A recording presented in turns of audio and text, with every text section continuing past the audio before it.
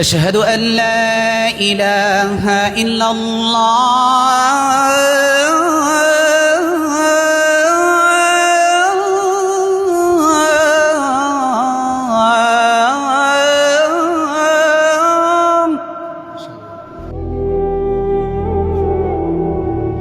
কি তোমার আমি অনেক বুঝাইছিলাম না? তোমার বাড়ি গেছি না বহুবার, তোমার পা ধরতে চাইছি না আমি?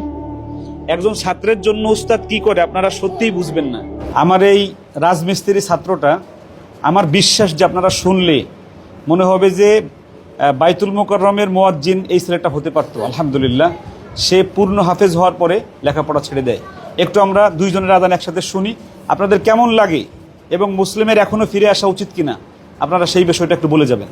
الله أكبر الله أكبر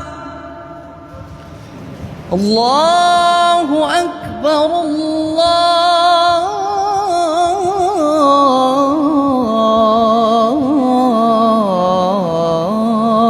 الله أكبر أشهد أن لا إله إلا الله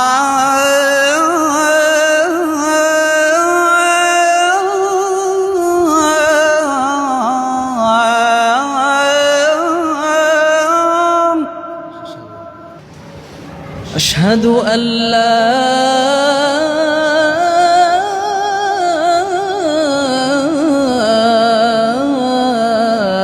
إله إلا الله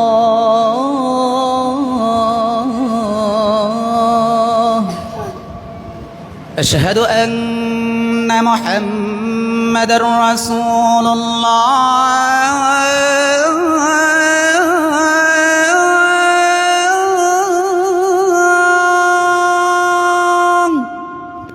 أشهد أن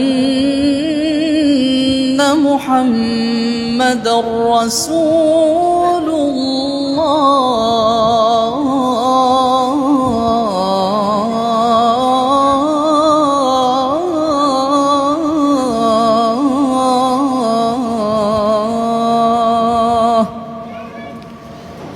حي على الصلاة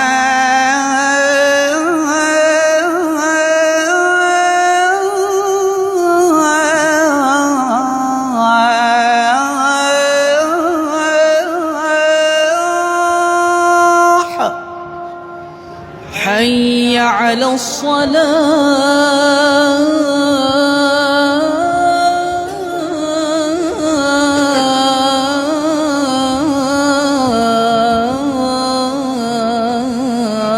الصلاة حي على الفلاح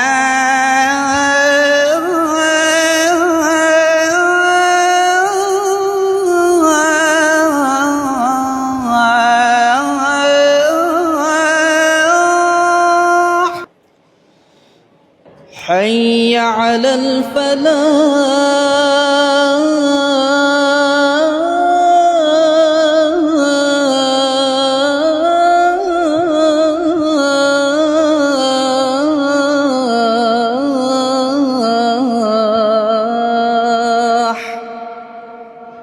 الله أكبر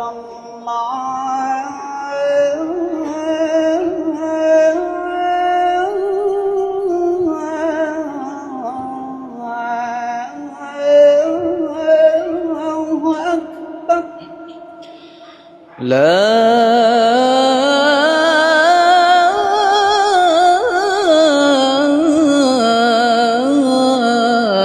إله إلا الله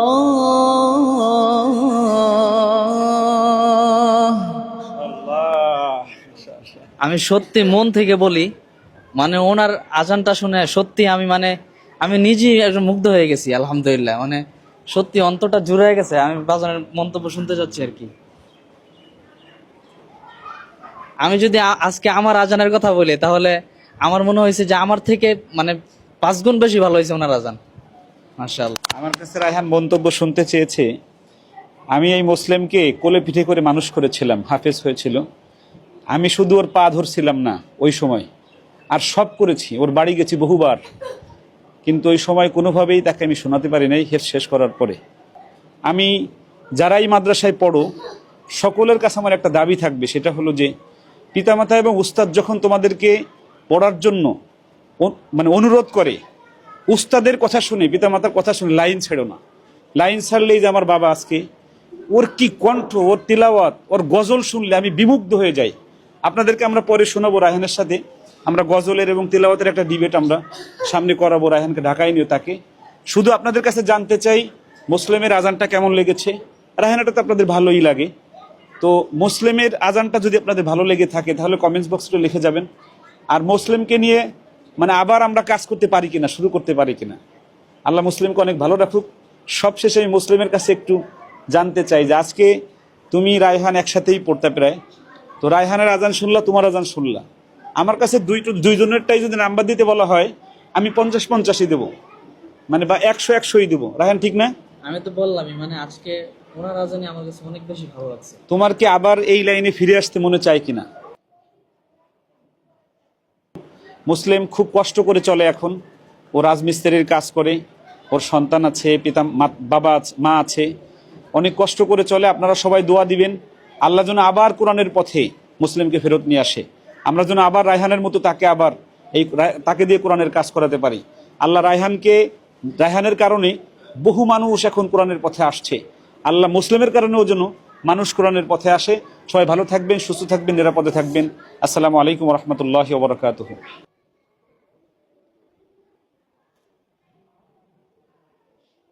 কি তোমার আমি অনেক বুঝাইছিলাম না?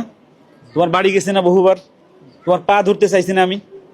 একজন ছাত্রের জন্য উস্তাদ কি করে আপনারা সত্যিই বুঝবেন না। আমি ওর পা ধরি নাই শুধু, আর সব কাজ করেছি। আর ওর তেলাওয়াত আমি বললাম আজকে শোনাবো না, ওর তেলাওয়াত আর নাশিদ রায়হানের সাথে আর একটা শোতে আমরা শোনাবো।